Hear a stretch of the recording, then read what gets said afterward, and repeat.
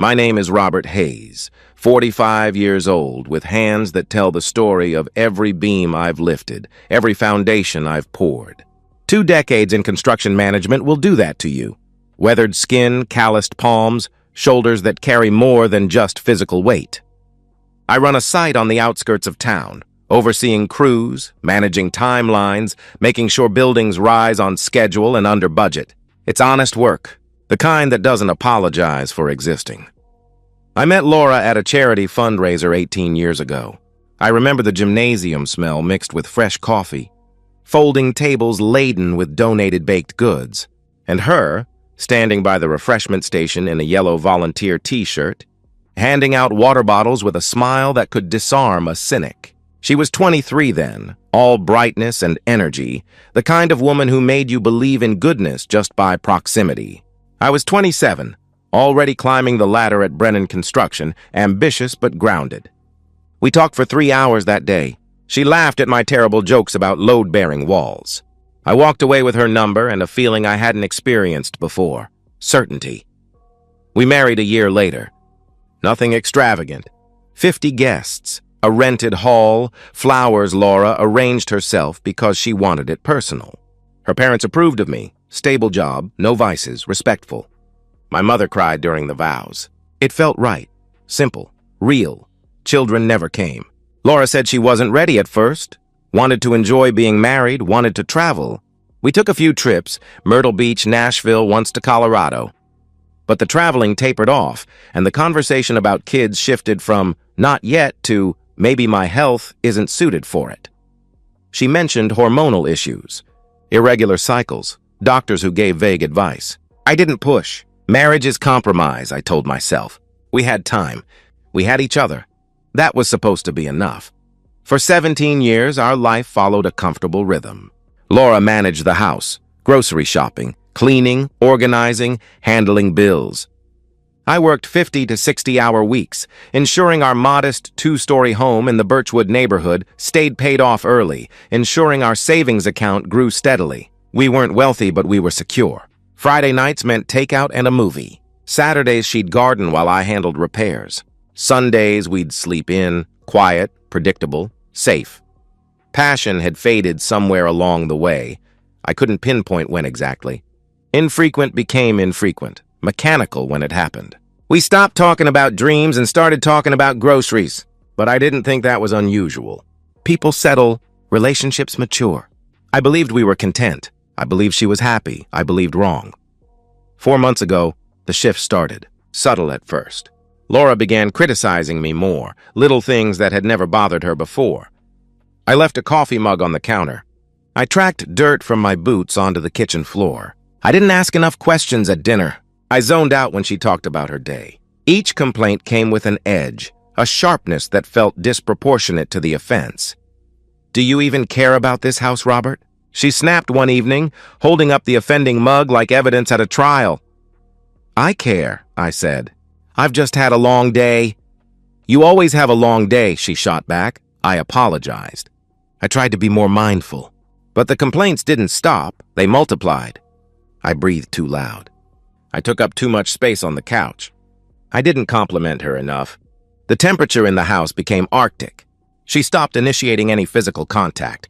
No kisses goodbye. No hand-holding during movies. At night, she'd turn her back to me in bed, creating an invisible barrier down the center of the mattress. When I tried to address it directly, she deflected. Are we okay? I asked one Saturday morning over breakfast. We're fine, she said without looking up from her phone. You seem distant, I pressed. I'm just stressed, Robert. Don't overthink everything, she replied dismissively. But I was overthinking everything. Because my gut, that primal instinct that kept our ancestors alive, was screaming that something was wrong. The phone became her constant companion. She carried it everywhere. Bathroom, bedroom, kitchen. She angled the screen away whenever I walked past. She'd get texts and her expression would shift, a quick smile, hastily hidden. She started locking the bedroom door when she was inside, claiming she needed privacy. She showered more often, sometimes twice a day. She bought new clothes, wore makeup on random weekdays when she used to only bother for special occasions. One evening, I walked into the living room and she was laughing at something on her screen. A genuine, unguarded laugh I hadn't heard directed at anything I'd said in months. The moment she saw me, the laugh died. She locked her phone and set it face down on the cushion. "What's funny?" I asked. "Nothing." "Just a meme," she answered quickly. "Can I see?" I pressed. Her jaw tightened. "It's stupid." "You wouldn't get it," she said with an edge in her voice. "That night, I couldn't sleep." I lay beside her in the darkness, listening to her breathe, wondering when this stranger had replaced my wife. The doubt coiled in my chest like barbed wire. I wanted to be wrong. I wanted to believe stress, hormones, a midlife crisis, anything except the obvious, but instinct doesn't lie. I didn't confront her. Not yet. Confrontation without proof is just accusation, and accusation without evidence is just noise. Instead, I started paying closer attention. I noted when she texted, when she disappeared into the bathroom for 20-minute intervals, when her mood shifted from irritable to secretly pleased. I watched the way she looked at me, or rather, the way she looked through me, like I was an obstacle she was planning to remove. Something had changed. Someone had changed her, and I needed to know what I was dealing with before I made a move, because going into a fight blind is how you lose everything. I lay awake that night, staring at the ceiling, the knot in my gut tightening with every passing hour. Laura's breathing was steady beside me, peaceful, oblivious, or worse, unconcerned. I didn't know what I'd find when I started digging. But I knew one thing with absolute certainty. Ignoring it would destroy me faster than the truth ever could. I couldn't function. 3 weeks of watching Laura drift further away. 3 weeks of second-guessing every instinct. 3 weeks of lying awake at 2 in the morning wondering if I was losing my mind. The uncertainty was acid in my veins. I needed answers. I needed proof. I called Matthew on a Tuesday afternoon from the construction site. Standing in the shadow of a half-finished medical complex, concrete dust coating my boots. "I need your help," I said when he picked up. "Matthew Reeves. We'd known each other since sophomore year of high school, survived terrible part-time jobs together, stood up at each other's weddings. He worked in security systems now, commercial installations mostly, but he knew residential inside and out. He was the kind of friend who didn't waste time with meaningless questions. "What's going on?" he asked. "I think Laura's cheating on me," I told him directly. Silence on the other end. Not judgment. Just processing. "You sure?" he finally asked. "No. That's why I need your help," I answered. "You want cameras?" he stated. "Yes," I confirmed. "When?" he asked. "Saturday morning." "She'll be out," I replied. "I'll be there at 9, he said without hesitation. That was Matthew. No drama, no lectures. Just loyalty. Saturday came. Laura mentioned needing to run errands, groceries, the bank, maybe browse the home goods store. She'd be gone at least 2 hours, possibly 3. I watched her pull out of the driveway in her silver Honda Accord, waited until she turned the corner, then called Matthew. He arrived 15 minutes later in his work van, carrying 2 cases of equipment. "We didn't waste time. Where do you want coverage?" he asked, setting the cases on the kitchen counter. "Everywhere. Living room, kitchen, bedroom, hallway. I want every angle," I told him. He nodded. "Audio too?" "Yes," I confirmed. "You understand this is legal, right? Your house, your property. But whatever you find, you handle it smart. Don't let emotion make you stupid," he warned. "I won't," I promised. He studied me for a moment, then clapped my shoulder. "Let's do this," he said. We worked fast. Matthew was efficient, professional. The cameras were small, no bigger than a shirt button, mounted in smoke detectors behind picture frames in the corner of shelves. Invisible unless you knew where to look. He installed 5 in total, 1 covering the living room from the bookshelf, 1 in the kitchen above the refrigerator, 1 in the bedroom tucked into the ceiling fan housing, 1 in the hallway near the bathroom, and 1 in the home office Laura rarely used, but I wanted covered anyway. "Audio's the tricky part," Matthew explained as he synced the system. "Video's straightforward, but audio can pick up everything: TV, street noise, the refrigerator humming.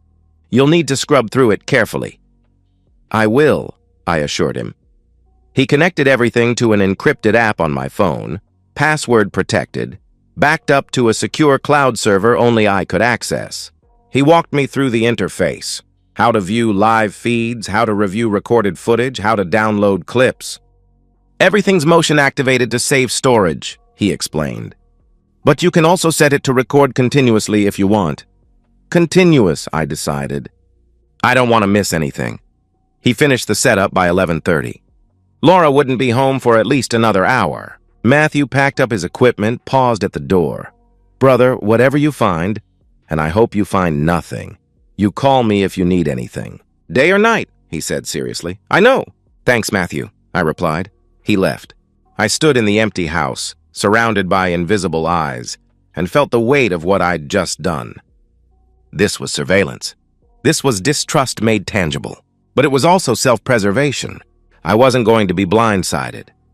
Laura came home at 1:15 carrying grocery bags, humming something under her breath. She didn't notice anything different. Why would she? The house looked exactly the same, but everything had changed. The next few days were psychological torture. I went to work, managed my crews, reviewed blueprints, handled problems, all while knowing that every moment at home was being recorded. I watched Laura through the app during lunch breaks, sitting in my truck, feeling like a voyeur in my own marriage. She moved through the house normally. Made lunch, watched TV, folded laundry, nothing suspicious, until Tuesday evening. I came home from work at 6:30. Laura was in the kitchen reheating leftovers. I greeted her. She gave me a tight smile, said nothing. I sat down in the living room, exhausted from a day of dealing with a delayed concrete delivery. 10 minutes later, she started. You left a coffee mug on the counter this morning, she said sharply. I glanced at her. I was running late. I'll get it, I replied calmly. You're always running late. You're always leaving messes for me to clean up, she accused. Laura, it's one mug, I pointed out. Her voice sharpened. It's never just one thing with you, Robert. It's a pattern. You don't respect this house. You don't respect me, she said. I felt the familiar tightening in my chest, the frustration of an argument that had no rational foundation. I stood up, walked toward the bedroom, refusing to engage. Don't you walk away from me, she shouted. I closed the bedroom door behind me, sat on the edge of the bed, and rubbed my temples. I could hear her moving around, muttering to herself. Then, silence. I pulled out my phone, opened the camera app, and switched to the live feed. Laura was in the bathroom. Door locked, phone pressed to her ear. I turned up the volume on my earbuds. He's getting suspicious, she was saying, voice low but clear. He's watching me more. Asking questions. Silence as the other person responded. No, I'm handling it, Laura continued. It doesn't matter. We stick to the plan. A few more weeks and it's done. My blood turned to ice. I know, baby. I know. Just trust me. I've got this, she said softly. Baby? She ended the call, checked her reflection in the mirror, and walked out of the bathroom. Her expression was calm, satisfied. I sat there, earbuds still in, phone trembling in my hands. Plan. What plan? Over the next week, I became obsessed with the footage. I watched everything. I scrubbed through hours of recordings, isolating key moments. Laura on the phone, always in the bathroom or the bedroom, always speaking in that low, careful tone. I couldn't always make out the other voice clearly, but her words were enough. He won't see it coming. The lawyer said it's straightforward. I just need to make it believable. And then, the most chilling part, I caught her practicing. It was Thursday afternoon. I was at the site reviewing a delivery invoice when I checked the app during a break. Laura was alone in the bedroom, standing in front of the full-length mirror. She was making faces, sad, hurt, frightened. She'd shift from one expression to another, studying herself critically, adjusting her body language. Then she picked up a makeup compact. I watched, frozen, as she carefully applied shading to her left cheek, darkening it, creating the illusion of a bruise. She did the same to her upper arm, blending the makeup to make it look like finger marks. She stepped back, examined her work, and smiled. Not a happy smile. A satisfied smile. She was rehearsing. Rehearsing what? That night I couldn't eat. I sat across from Laura at the dinner table, moving food around my plate, my mind racing. She didn't notice. She was scrolling through her phone, half smiling at something. How was your day? I asked, testing. Fine. she said without looking up. Anything interesting happen? I pressed. Not really, she answered dismissively. She was lying. I knew she was lying, but I kept my expression neutral, my voice calm. Okay, let me know if you need anything, I said. I won't, she replied coldly. I went to bed that night knowing something terrible was coming. I just didn't know when. 2 days later, I found out. Wednesday, September 18th. I'll remember that date for the rest of my life. The day had been brutal. A supplier screwed up a steel beam order, sent I-beams instead of H-beams, setting us back 2 full days. I spent 4 hours on the phone, arguing with procurement, reworking the schedule, dealing with subcontractors who were pissed about the delay. By the time I got home at 6:45, I was exhausted, mentally drained. I just wanted silence. Laura was in the kitchen when I walked in, stirring something on the stove. Pasta from the smell. She didn't acknowledge me. Didn't turn around. I set my keys on the counter, loosened my boots, and walked into the living room. I collapsed onto the couch and turned on the TV, some home renovation show I wasn't really watching. My mind was still at the site, calculating delays, costs, contingency plans. You're home late again, she said from the kitchen doorway. I glanced toward her. Laura was standing there, arms crossed, her expression unreadable. Same time as always, I said evenly. You never spend time with me anymore, she accused. I exhaled slowly, too tired for this. Laura, I've been working. You know that? I replied. You always have an excuse. Her voice was rising now, accusatory. Maybe you're spending time somewhere else. With someone else, she said. The accusation hung in the air like poison gas. Absurd, ridiculous, infuriating. I didn't respond. I'd learned that engaging only made it worse, fed the fire she seemed intent on starting. I stood up and walked toward the bedroom, needing space, needing separation before I said something I couldn't take back. Don't you walk away from me, she screamed. I shut the bedroom door behind me, sat on the edge of the bed, and pressed the heels of my hands against my eyes. My head pounded. I could hear her moving around the house, muttering, slamming cabinet doors. I pulled out my phone and opened the camera app. Laura was in the bathroom again. Phone to her ear. Her expression was cold, focused, predatory. I couldn't hear the conversation clearly through the door, but I saw her nodding, saw her mouth moving rapidly. She ended the call, checked her reflection one more time, and walked out. The house went quiet. I thought maybe she'd calmed down. Maybe the storm had passed. Then the doorbell rang. My stomach dropped. I knew. Somehow in that instant, I knew. I opened the front door to 2 police officers. One was older, mid-50s, graying hair, tired eyes that had seen too much. The other was younger, maybe 30, rigid posture, hand resting near his belt. They weren't here for a noise complaint. Robert Hayes? The older one asked. Yes, I confirmed. We're responding to a domestic disturbance call. Your wife reported that you've been physically abusive. We need you to step outside, sir, he stated. The words didn't register at first. My brain couldn't process them. They sounded foreign, impossible. What?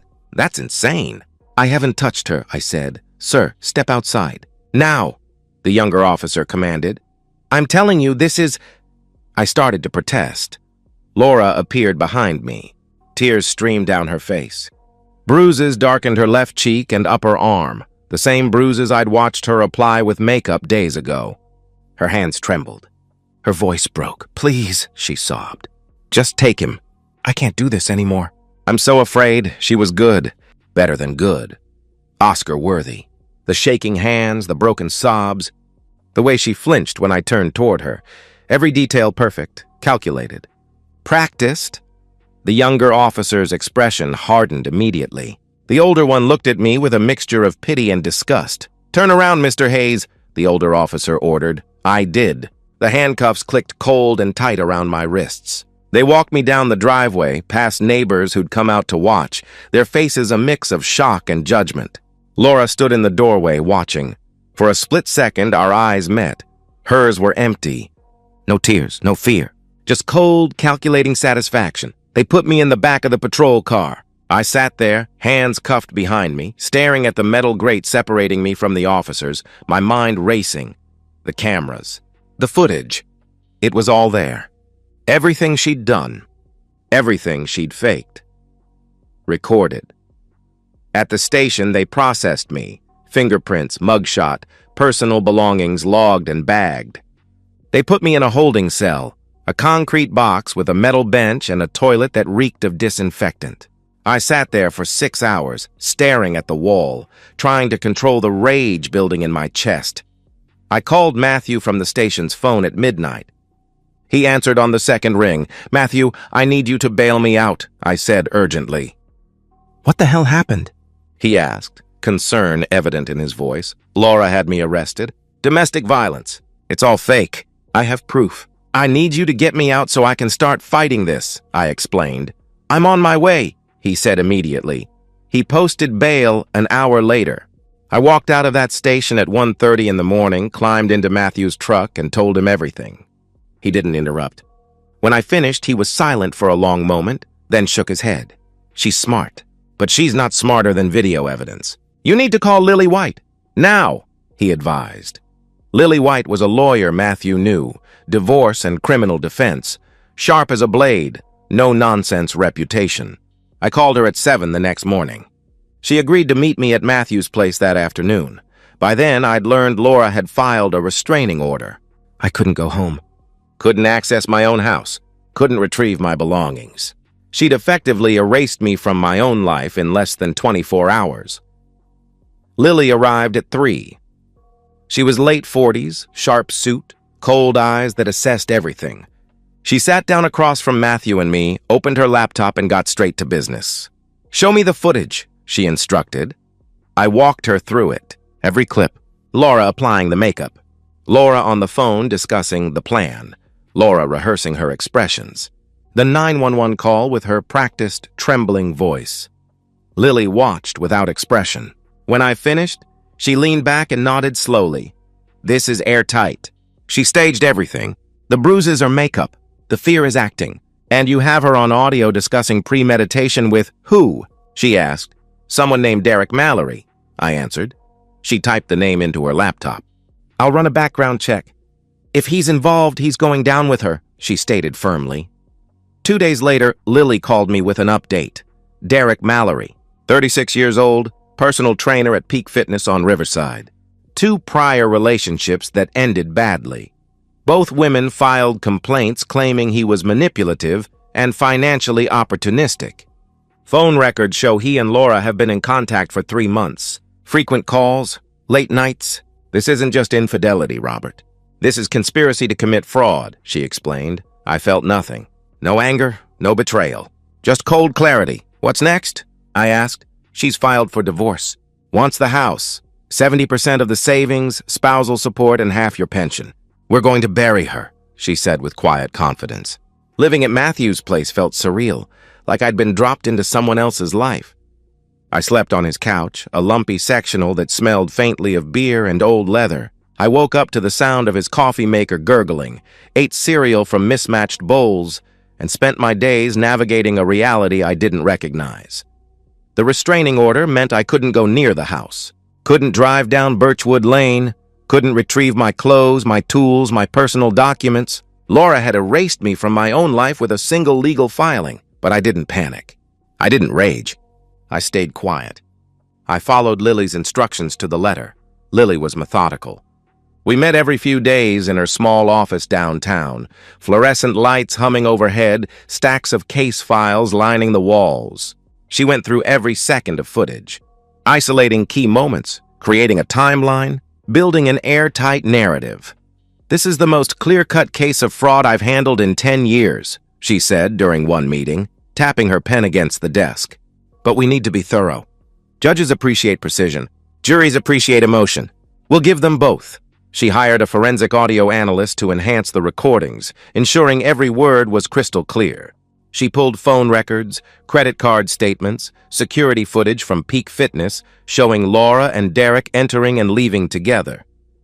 She interviewed neighbors, documented Laura's social media activity, tracked her movements. Meanwhile, Laura moved forward like a woman who'd already won. I heard through mutual acquaintances, people I'd known for years who suddenly treated me like a pariah. that she'd redecorated the bedroom, thrown out my clothes, donated my tools to Goodwill. She posted photos on Facebook, smiling in the living room, captions about new beginnings and finding my strength. She was playing the survivor card, painting herself as the brave woman who'd escaped an abusive marriage. Derek Mallory's background made me sick. Lily dug deep, 2 prior relationships, both ending badly. One ex-girlfriend claimed he'd isolated her from friends, convinced her to give him access to her bank accounts, then disappeared with $10,000. No charges filed because she couldn't prove it. The other ex described him as charming until he wasn't, claimed he'd manipulated her into covering his rent for 6 months before ghosting. He wasn't just Laura's lover. He was her co-conspirator, the one who'd helped her craft this plan. Phone records confirmed it. Messages between them going back 3 months. Derek: "You sure he won't suspect?" Laura: "He's clueless. Works all the time. Barely notices me." Derek: "When do we move?" Laura: "Soon. I need to set it up right." Make it believable. Derek: "How much are we talking?" Laura: "Enough for both of us to start over." Lily showed me the messages during one of our meetings. I read them twice, feeling nothing. Just cold calculation. They thought they were being careful, Lily said. They weren't. The divorce filing was aggressive. Laura's lawyer, Gregory Hurst, a slick operator with a reputation for winning ugly, painted me as a controlling, abusive husband who'd financially isolated her. The narrative was detailed. Years of emotional manipulation, escalating to physical violence, a woman trapped in fear, finally finding the courage to escape. It was almost convincing, almost. "We need to be prepared for her to pivot," Lily warned. "She'll claim emotional distress. She'll say she was driven to desperation." Judges don't like surprises, but they hate being manipulated. We present the evidence cleanly, without theatrics. Let the footage speak for itself. I trusted her. I had no choice but to trust her. The waiting was the hardest part. Days bled into weeks. I went to work, kept my head down, avoided conversations. My co-workers knew something had happened. Whispers followed me across the site, but I didn't elaborate. Not yet. At night, alone on Matthew's couch, I watched the footage again. Not out of anger. Out of preparation. I memorized every detail, every inflection, every practice sob. I wanted to know her performance better than she did. Laura called me once during this period. I let it go to voicemail. Her voice was sweet, almost apologetic. "Robert, I know things got out of hand. Maybe we can talk, work something out before court. I don't want this to get ugly. Call me." I played it for Lily. She laughed bitterly. She's scared.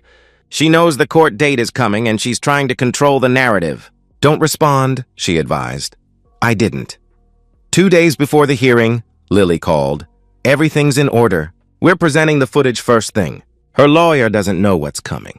We're going to blindside them," she said confidently. I felt a strange calm settle over me. Not satisfaction, not rage. Just clarity. For the first time in months, I knew exactly what was going to happen. Laura thought she'd orchestrated the perfect crime. She thought she was untouchable. She was wrong. The courtroom was smaller than I expected. Sterile. Fluorescent lights buzzed overhead, casting harsh shadows across worn wooden benches. The air smelled like old paper and floor wax. I sat beside Lily at the defendant's table, hands folded, breathing steady. Across the aisle, Laura sat with Gregory Hurst, her lawyer. He was mid-50s, expensive suit, practiced confidence. Laura wore a modest, pale blue dress, hair pulled back in a neat bun. She looked vulnerable, sympathetic, small. She glanced at me once, her expression carefully neutral, but I saw the satisfaction underneath. She thought this was a formality. She thought the restraining order, the police report, the bruises she'd shown the officers, she thought it was enough. Judge Marion Kepler entered.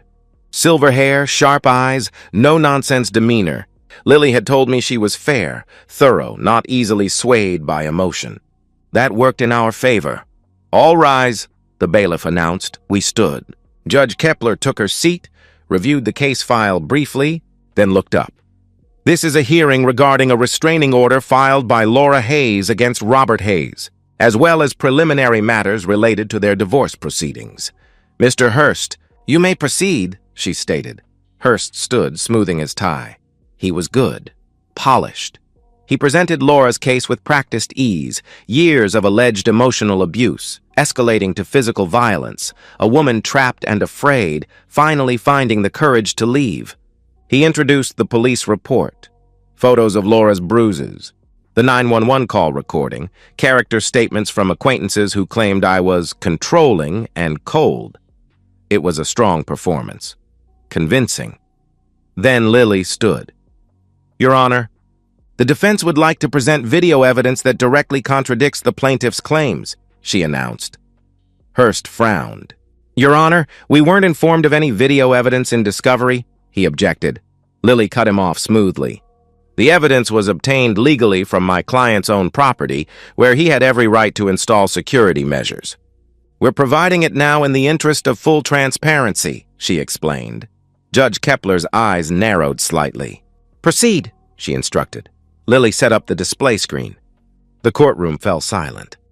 The first clip played.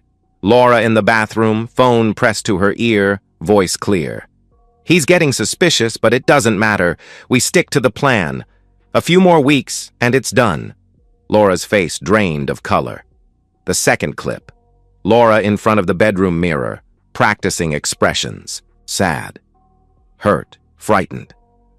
Then picking up a makeup compact, carefully applying shading to her arms and cheek, creating the illusion of bruises. She stepped back, examined her work, smiled with satisfaction. Hurst shifted in his seat. Laura stared at the screen, frozen. The third clip. Audio from the day before my arrest. Laura on the phone with Derek. It's happening tomorrow night. I'll start the fight, he'll walk away like he always does, and then I call. Make sure you're ready to back me up if they ask questions. The courtroom was silent. Lily played the 911 call next. Laura's voice, trembling and afraid. Please, I need help. My husband, he's been hurting me. I'm afraid he'll do it again. But now, with the context of the footage, the performance was transparent. Hollow, calculated. Judge Kepler leaned forward. Ms. Hayes, do you have an explanation for this evidence? She asked directly. Hurst stood, stammering. Your Honor, I wasn't aware of... My client may have been under extreme emotional duress, he attempted. Extreme emotional duress doesn't involve premeditated fabrication of evidence, Mr. Hurst. Judge Kepler's voice was ice. She turned to Laura. Ms. Hayes, I'm asking you directly. Do you have an explanation? She repeated. Laura opened her mouth, closed it. Her hands trembled, not with fear this time, but with the realization that she'd been caught. She looked at Hurst desperately. He had nothing. Judge Kepler sat back, her expression hardening. This is one of the most disturbing cases of fraud and perjury I've encountered in 20 years on the bench. Ms. Hayes, you have not only falsely accused your husband of a serious crime, you've wasted the time and resources of law enforcement, this court, and endangered an innocent man's freedom and reputation, she stated firmly. She paused, letting the weight settle. The restraining order is dismissed. The divorce filing is dismissed with prejudice. All claims against Mr. Hayes are dismissed. Furthermore, I am referring this case to the district attorney for criminal charges. Fraud, perjury, filing a false police report, and conspiracy. I will also be recommending that Mr. Derek Mallory be investigated as a co-conspirator, she declared. Laura's face crumpled. Not with genuine emotion, but with the realization that she'd lost. Completely. Judge Kepler turned to me. Mr. Hayes, you are free to return to your home and your life. I apologize on behalf of this court that you were subjected to this ordeal, she said. I nodded. I didn't smile. I didn't gloat. I just stood, shook Lily's hand, and walked out of that courtroom.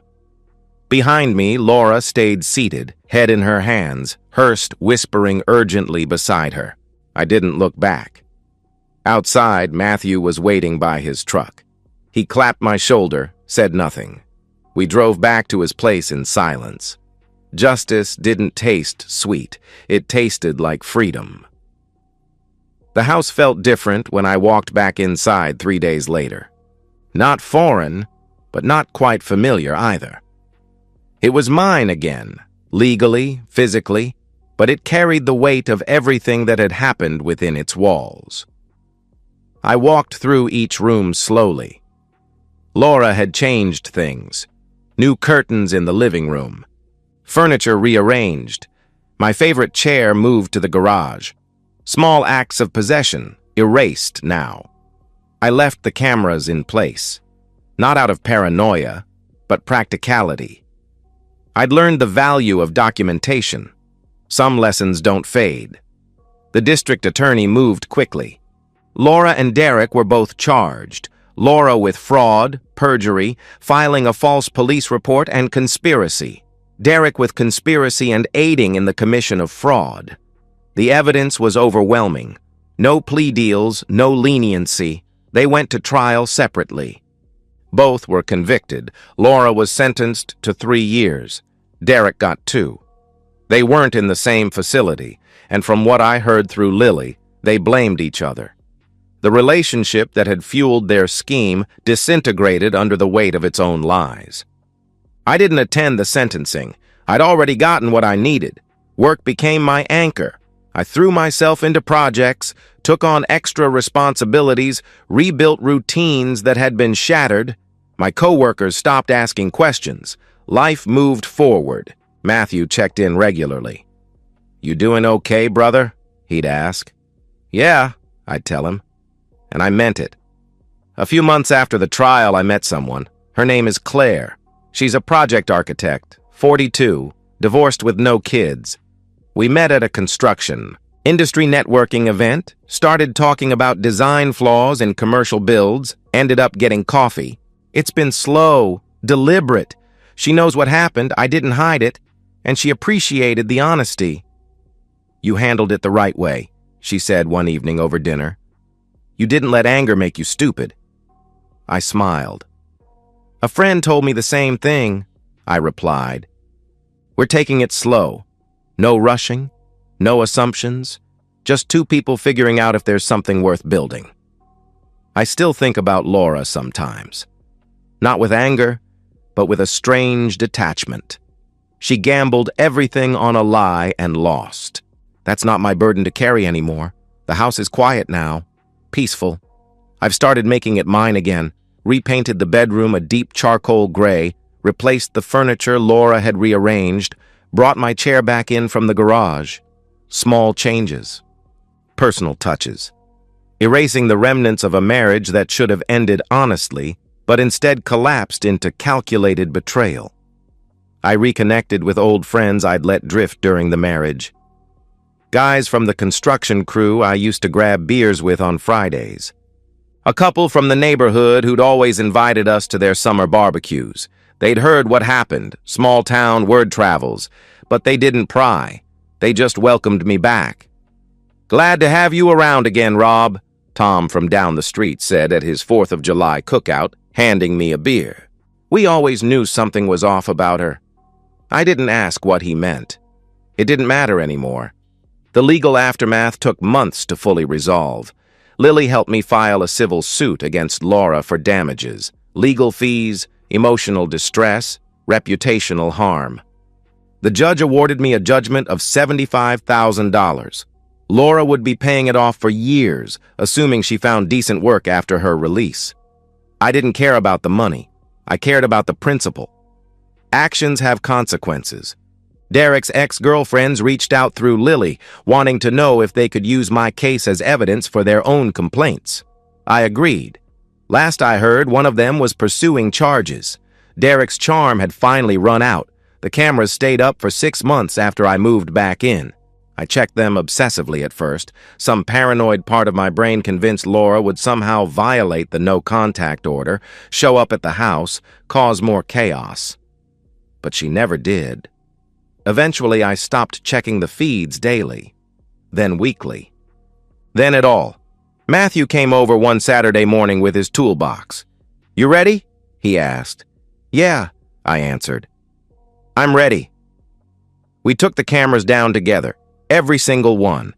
I watched him pack them into his equipment cases and felt something loosen in my chest. The surveillance had saved me. But I didn't want to live that way anymore. Didn't want to watch and wait and document. I wanted to just live. "You did good, brother," Matthew said as he carried the last case to his van. "A lot of guys would have lost their minds. You kept your head." "I had help," I replied. He grinned. "Damn right you did," he said.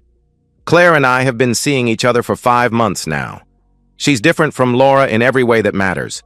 She's direct, honest, asks questions instead of making assumptions. She has her own career, her own money, her own life. She doesn't need me to complete her, she chooses to be with me. That difference is everything. We took a weekend trip to the coast last month, stayed in a small bed and breakfast, walked the beach at sunset, ate fresh seafood, talked about everything and nothing. On the last night, sitting on the balcony with wine and the sound of waves in the distance, she turned to me. "Do you think you'll ever trust someone completely again?" she asked. I considered the question. "I don't know. Maybe. But trust is something you build, not something you give away." "I learned that the hard way," I answered honestly. She nodded. "That's fair. I can work with that," she replied. And she has. Slowly, carefully, we're building something. No rush, no pressure. Just two people who've been burned before, taking their time to make sure the foundation is solid. I still drive past the courthouse sometimes on my way to job sites. Can't help but glance at it. Remember that day in Judge Kepler's courtroom? The look on Laura's face when the footage played. The silence that followed. The justice that came swift and certain. People ask me if I regret the marriage. 18 years with someone who ultimately betrayed me so completely. Was it all wasted time? I don't think so. I learned what I don't want. I learned what red flags look like. I learned that instinct exists for a reason, and ignoring it is dangerous. I learned that documentation and preparation aren't paranoia, they're survival tools. I learned who my real friends are, and I learned that sometimes the foundation you build crumbles. But that doesn't mean you can't build again. You just build smarter, stronger, with better materials and a more honest blueprint. Sometimes, late at night, I sit on the back porch with a beer, watching the stars, and I think about the man I was before all this. Naive, maybe. Too trusting. Willing to ignore warning signs because confrontation felt harder than complacency. That man is gone. Not destroyed. Evolved.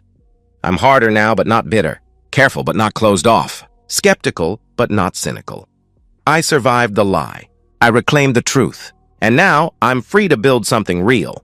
The construction site I manage is finishing up a new community center this month. 60,000 square feet, state-of-the-art facilities built on schedule and under budget. I walked through it yesterday with the project supervisor, inspecting the final details. Solid foundation. Clean lines. Every beam in its proper place. "Good work, Hayes," the supervisor said, clapping my shoulder. "This one's gonna stand for 50 years. I looked at the building, strong, well-built, made to last, and felt something like pride settle in my chest. "Yeah," I replied. "It will, because that's what you do when something falls apart. You clear the wreckage, assess the damage, and start building again. Not the same structure, something better. Something that can weather the storms you didn't see coming the first time." Life isn't perfect, but it's mine. Honest, real, built on truth instead of lies, and for the first time in a long time, that's enough. And so, we've reached the end of today's story. Was it what you expected, or did it take a twist you didn't see coming? I'm curious to hear your thoughts. Share them in the comments below, and let's get a conversation going. If this story kept you hooked, make sure to hit that like button. And if you're new here or just haven't subscribed yet, now's the perfect time to join our community. I bring you fresh, captivating stories every day, so click that subscribe button and turn on notifications so you never miss out. Thanks for watching, and I'll see you in the next one.